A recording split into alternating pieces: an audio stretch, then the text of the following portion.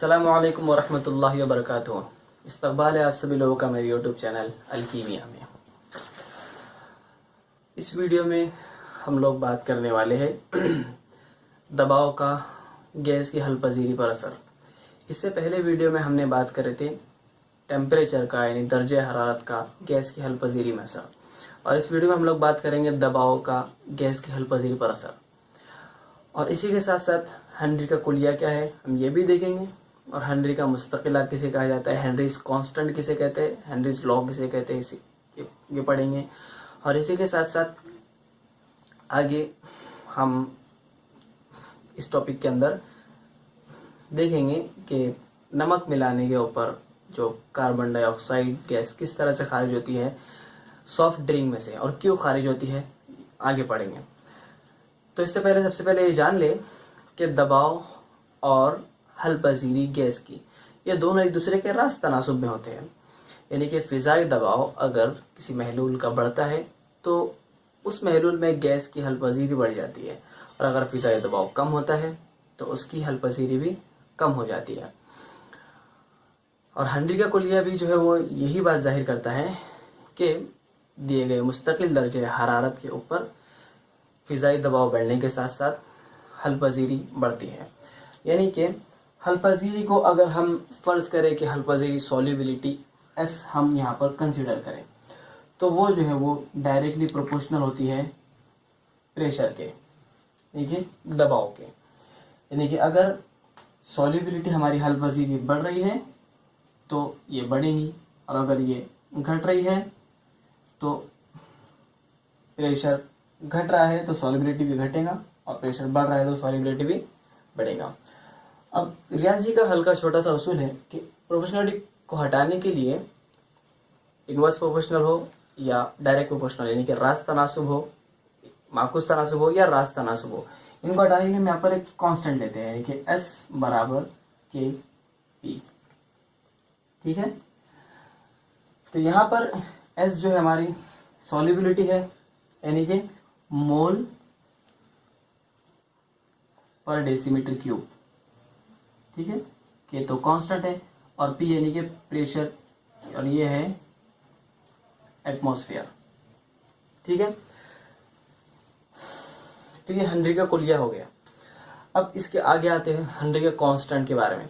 Henry का constant जो होता है वो यही प्रोपोर्शनलिटी कांस्टेंट होता है, और इस कांस्टेंट को उसकी जो यूनिट होती है वो होती है मोल पर डायमीटर क्यूब पर एटमॉस्फेयर, यानी कि मोल फी मकाब डेसीमीटर फी फिजाई दबाव, फी इकाई फिजाई दबाव एट 1 एटमॉस्फेयर। ठीक है, ये उसका हेनरी का कांस्टेंट कहलाता है। यानी कि एक हवाला जात, हेनरी कांस्टेंट को इस तरह से हम डिफाइन कर सकते हैं कि एक हवाला जात टेम्परेचर के ऊपर मोल फी मकाब डेसीमीटर में एक दर्जे एक एटमॉस्फेयर प्रेशर के ऊपर जो सॉल्युबिलिटी होती है उसको हेनरी का कांस्टेंट कहते हैं, हेनरी का कांस्टेंट कहते हैं, हेनरी का तनासुब कहते हैं, कांस्टेंट मुस्तकिला कहते हैं। ठीक है, यहाँ पर ये चीज हो गई, एक तो हेनरी का कुलिया हो गया और एक हेनरीज कांस्टेंट हो गया। बहुत सिंपल, बहुत आसान है। उसके आगे आते हैं, आगे हम एक मिसाल देखते हैं हेनरी का कुलिया को आसानी से समझने के लिए। आप लोग सॉफ्ट ड्रिंक्स तो पीते ही होंगे, उसके अंदर जो है वो कार्बन डाइऑक्साइड मिलाई जाती है।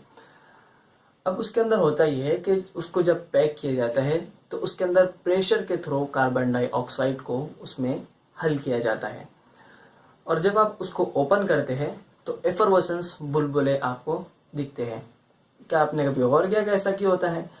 ये ऐसा इसलिए होता है कि मिसाल के तौर पे मैं आपको समझाऊं कि ये एक बॉटल है सॉफ्ट ड्रिंक की, और इसमें इस यहाँ तक जो है वो हमारा ड्रिंक भरा हुआ है। ठीक है, ड्रिंक भरा हुआ है, लेकिन इतना स्पेस जो है वो ओपन है। तो यहाँ पर, और इसको बंद करने से पहले और इस वक्त में यहाँ पर जो है वो उसके अंदर प्रेशर अप्लाई किया जाता है, फिजाई दबाव उसका जो है वो एयर का इसमें भरा जाता है। तो इसके जरिए से जो है वो कार्बन डाइऑक्साइड जो गैस है उसकी हल पजीरी इसके अंदर जो है वो बहुत ज्यादा हद तक बढ़ जाती है। ठीक है, लेकिन जब हम इसको यहाँ से ओपन कर लेते हैं तो उसका फिजाई दबाव यहाँ का जितना है वो उससे फिजाई दबाव कम हो जाता है, जिसकी वजह से ये गैस यहाँ से निकलकर बाहर निकलना शुरू हो जाती है। तो इसलिए यानी कि यहाँ पर हंड्री का कुलिया आपको ये दिखा रहा है, यहाँ पर हंड्री कुलिया इस तरह से फिट हो रहा है कि फिजाई दबाव बढ़ने के साथ साथ कार्बन डाइऑक्साइड की हलपजीरी बढ़ गई है, और फिजाई दबाव कम होने के साथ साथ कार्बन डाइऑक्साइड की हलपजीरी भी कम हो गई है। आगे ये तो हो गया हमारा यहाँ तक के दबाव का। अब आगे हम बात करते हैं हलपजीरी पर। जो है वो अगर गैस हलपजीर है सॉफ्ट ड्रिंक के अंदर, उसमें हम नमक ऐड करते हैं तो क्या होता है, आपको एक छोटा सा एक इंटरेस्टिंग मेरे ख्याल से एक टॉपिक दिया है आपको सिलेबस में। तो होता यह है कि नमक जो है, सॉल्ट जो है वो माए में हलपजीर है। तो जब आप उसमें सॉफ्ट ड्रिंक में नमक ऐड करते हैं तो कार्बन डाइऑक्साइड जो है वो अपनी जगह छोड़ देती है नमक के हल होने की वजह से, और वो एफलोरेसेंस की शक्ल में बाहर निकल जाते हैं। एक और चीज़ आपको बताई गई है ऑक्सीजन।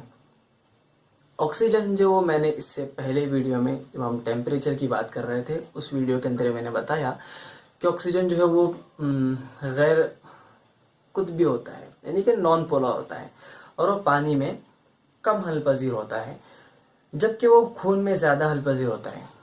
इसलिए वो ऑक्सीजन हेमोग्लोबिन में जो हलपजीर होता है, खून में हेमोग्लोबिन मौजूद होता है और हेमोग्लोबिन में ऑक्सीजन काफ़ी हद तक हलपजीर होता है। उसकी इक्वेशन इस तरह से लिखी हुई है आपके लिए, है haemoglobin plus for oxygen it gives haemoglobin plus 8O2, ठीक है, या फिर सॉरी O8, ठीक है। अच्छा, एक और चीज़ आप आगे समझिए। एक न्यूजीलैंड का एक नायोज झील में एक सानहा पेश आया था, एक ट्रेजेडी हुई थी। ये भी हम इसको भी समझ सकते हैं हेनरी कुलिया के जरिए से। वहाँ पर हुआ ये था कि जैसे मैंने इससे पहले वीडियो में बताया था कि ऑक्सीजन और दूसरी गैसेस वगैरह माए में हलपजीर होती है, तो कार्बन डाइऑक्साइड की मिकदार वैसे ज़्यादा होती है माए में, पानी में, ऑक्सीजन के बिलमुकाबिल।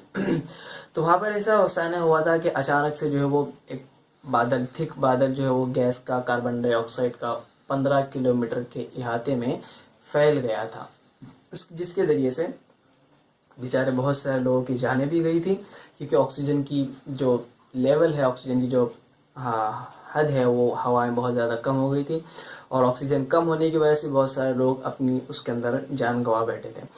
अब ये ऐसा हुआ क्यों था कि पानी के प्रेशर की वजह से जो समंदर की तह में, उस झील की तह में कुछ मादनियात थे, उस मादनियात के साथ रिएक्शन करके, तामनुल करके कार्बन डाइऑक्साइड उसके अंदर हल हो गई थी, यानी कि कार्बन डाइऑक्साइड की जो है तादाद, उसकी मिकदार जो है वो ज़्यादा हो गई थी।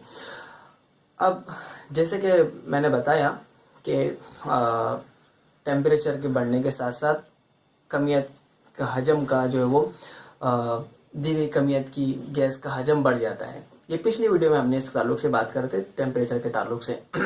इस वीडियो में हमने दबाव के ताल्लुक से बात करे हैं। तो यही हुआ था कि कार्बन डाइऑक्साइड की जो है वो लेवल जो है उसके अंदर पानी में ज़्यादा बढ़ गई थी, और अचानक से ब्लास्ट के ज़रिए से वो बाहर आ गई, जिसकी वजह से वो एक थिक बादल की शक्ल में बाहर खारिज हुई और बहुत सारे लोगों को अपनी जान गंवाना पड़ी थी।